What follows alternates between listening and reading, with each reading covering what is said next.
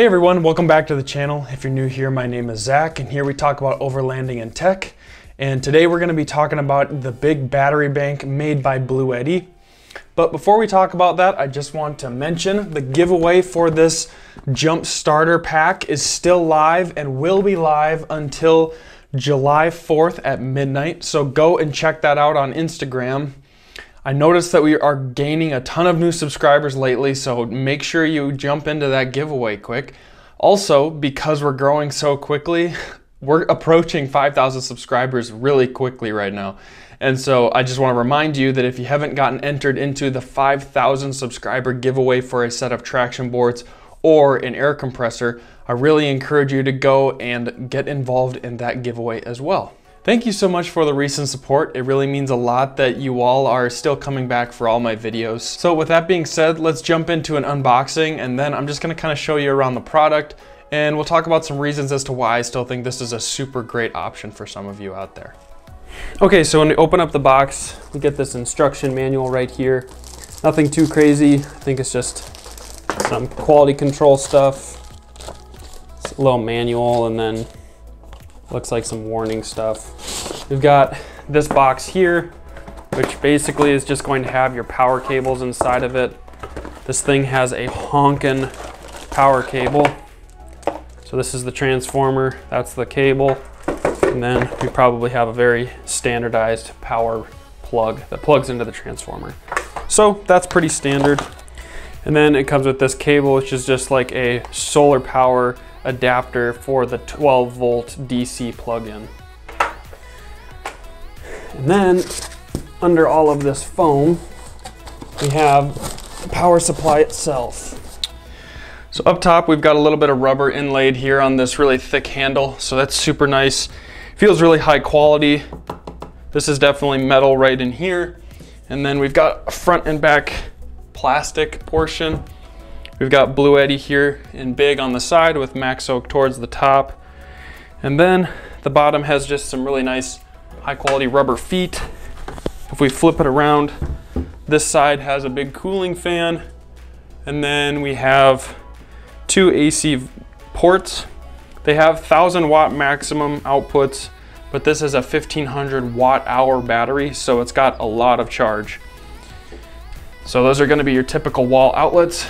And then if we spin this thing around to the other side, we've got this nice display. Sorry if I'm a little short of breath, but this thing is quite heavy. Okay, so now if you look at this, we've got a bunch of different USB ports. We've got one USB-C port, this big 12-volt connection, a 12-volt input connection, and that's what this is for. This solar input connector, if you wanted to plug in a solar panel, right in there.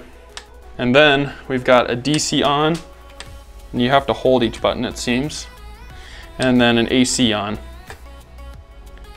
If you want to turn it off, you just hold it down. Try charging my phone.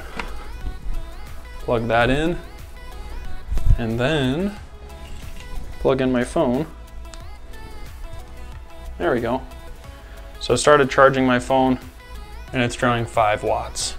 So as you can tell, if it's pulling 5 watts to charge my phone and it's a 1,500 watt hour battery, it's very large. So this is the Bluetti EB150. It's the 1,500 watt hour and 1,000 watt peak battery system from Bluetti. And I really like this system because on average, it's typically some sort of discount. Right now on Amazon, it's listed for $1,000, and Bluetti runs periodic sales on it on their website. But it's honestly, I think, a really good price for what you're getting. So if you want something comparable to this, the Goal Zero 1500X is going to be $2,000, which obviously is double the price of this. Now I think it does have a higher wattage allowed, but most people aren't trying to run a microwave off of something like this, so maybe that's not going to be an issue for you. I knew that it wasn't going to be an issue for me. Another option is the Jackery 1500, which is about $1,600. And again, it's going to be more expensive than this. And while it may have a couple extra features, I don't really think it's worth the extra money. Like I was saying before, you get all of these ports, and then in the back, if you spin it around, you get these two wall outlets. So everything that you would use this for, I think it's gonna fit your needs just fine. And I've really liked it so far. So the big reason that I really like this battery is it's got a great size for the price, and honestly, it is big enough for all of my needs. The next thing that I really like about it is the size. I like that it's shaped like a briefcase. Let's run out to the 4Runner quick, and I just want to show you how I put this in the trunk, because I think it's really convenient that it's shaped like this. Okay, so this is what I really wanted to show was, if you look, this seat here basically lines up perfectly with this battery bank. So if you want to have your battery bank line up with the seat and then press up against this wheel well here, it fits perfectly. And so then you can still put a bed on this side in the 4Runner, and the screen can still be exposed so that you could plug your phone in here or charge whatever. And I think it just fits so perfectly. Now watch this. This fridge also fits perfectly. Look at that. It lines up almost exactly. And here's where my tailgate is.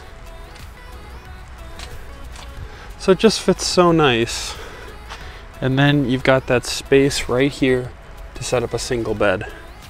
So that's what I really like. You can plug in the fridge into the battery. The battery can stay there the whole time.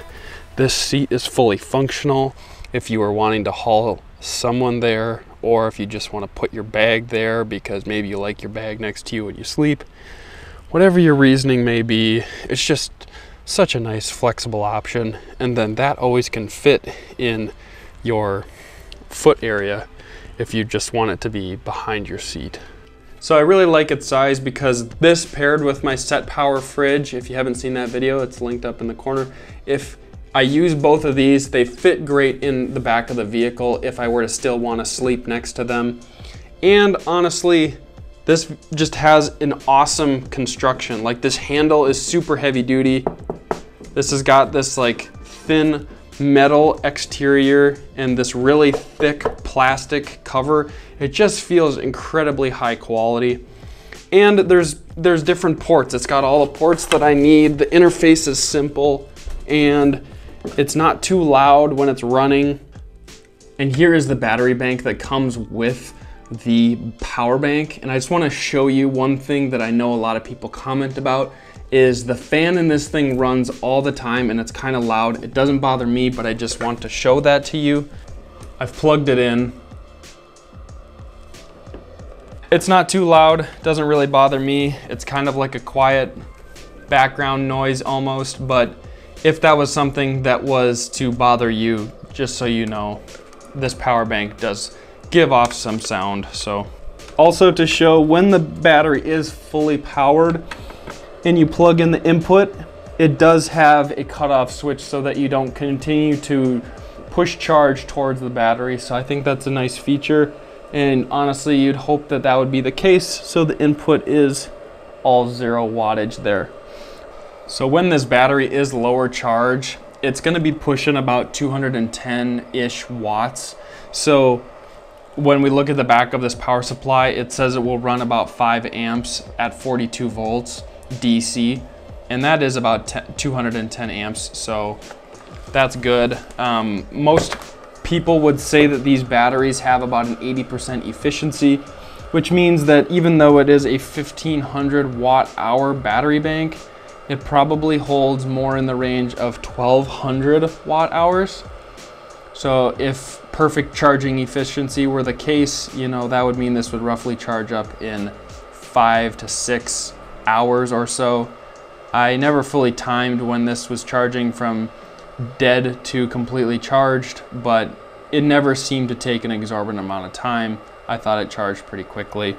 If you really want a technical analysis of this battery, a couple of different channels have already done it, and I don't have the tools to properly analyze this battery. I really more just want to give a real world application of this battery and how it could probably help you out. When I use this with a heated blanket, I was able to run the heated blanket for over 10 hours. So that was really great. And if you remember, on my 1,000 watt-hour battery, I was able to run the blanket for about 7 hours, 45, 50 minutes. So the great thing about this is you're gonna be able to run a heated blanket and some extra things off of it in a given night. So the little bit extra size is really, really handy. And honestly, there's probably different heated blankets you could even get. It's really hard for me to do a real world test with your equipment, but I just wanted to kind of throw that out there, that when testing this with, you know, other equipment, I noticed that when I had my fridge plugged into this, it was drawing about 30 or so watts, and it will show on the screen when the refrigerator was basically up to cooling temp and I was running it on the refrigerator setting.